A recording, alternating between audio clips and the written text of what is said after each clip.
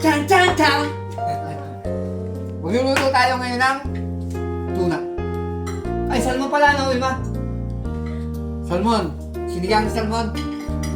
Una, pero maghugas ng kamay pag medyo madulak naman ang kamay mo. Okay din na yan.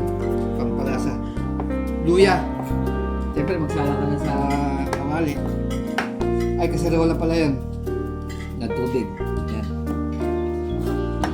Pakuloyin mo muna. Nanduyan nila ito. Lagay mo rito. Tingnan mo rito. Ayan, pakuloyin mo siya.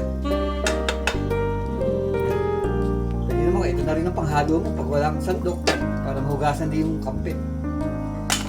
Okay. Tingnan natin kung kumukulo na ngayon. Uy! Kumukulo na. Lagyan na natin ngayon ang sibuyas. Kamay mo na yan. Kamatis. Sabay-sabay na. Baka nagugutom na yung kakain. Kamatis. At luya. Yan. Panulit natin. Para kumulo. Saan na ito? Pag kumulo, titingnan ulit natin. Lalagyan natin ito ngayon ulit. Yan. Okay. Taran! Oy! Ayan. Tingnan natin ngayon kung malambot na ang kamatis. Medyo lusak-lusak na. Para malasa. Saka ang kanyang luya. Kasi dapat yung sabaw nito parang gamot din. Ayan. Konting kulo pa. Bago natin ilagay ang talong at okra. Siyempre, yung talong, hindi naman natin ilalagay ng buo ito.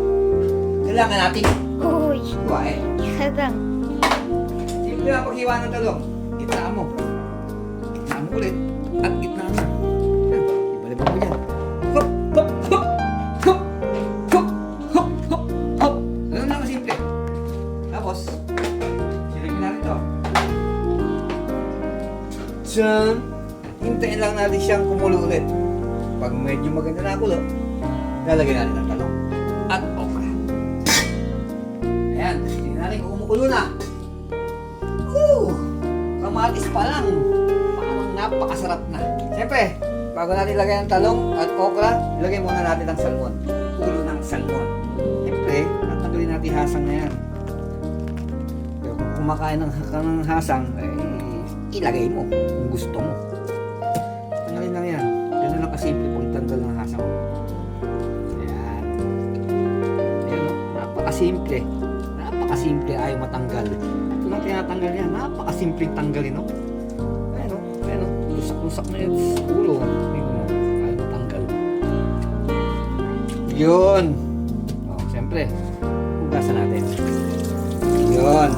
Ngayon, siyempre, titik-tikin natin yan. Okay. Ilalagay na natin yan. Ang ulo ng salmon. Yun. Yun. Yun. Ano pa gagawin natin? Di hintayin lang ulit kumulo. Pag kumulo, konti kulo lang. Ilalagay na natin ang mga sangkap ulit. Ilagay ko na yung talong sa pinakita sa'yo. Ayan, pero tingnan mo. Yun. Kumukulo na. Titikman na natin yung sabaw. Kung lasang isda na siyempre. Halo-halo na yan. Wala pang pan yan. Kahit ano. Luya pa lang.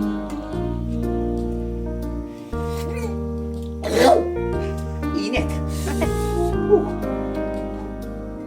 Sige. Lalagyan natin ng sorry natin lalagyan ng timpla. Pag nailagay na lahat. Pag nadalian, inalang muna natin talong kung malambot na.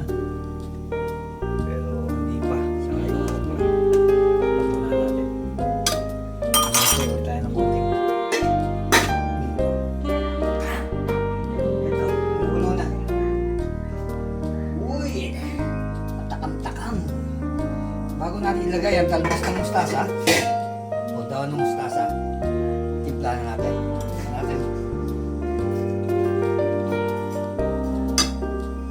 Pagpili pa na at mainit kanina, pasok ako. Okay, okay, okay. Okay daw. Lagyan natin ng alam.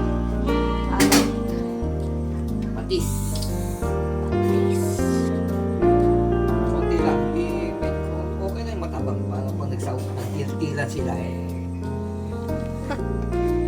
masarap. Yan. Siyempre, lagyan natin ng pang-asim. Uy, ang dami yata. Yan. Isang paksin na to. Yan. Sabihin mo din.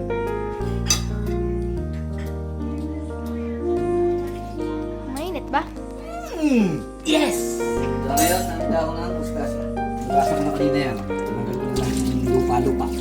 Para magkulit putik yung sabaw. Hindi dilaw. Mustasa. Okay. Pagkulo, luto na. Kakain na. Kunting kulo lang yan. Salmon. Naku, grabe. Oh. Yun, oh.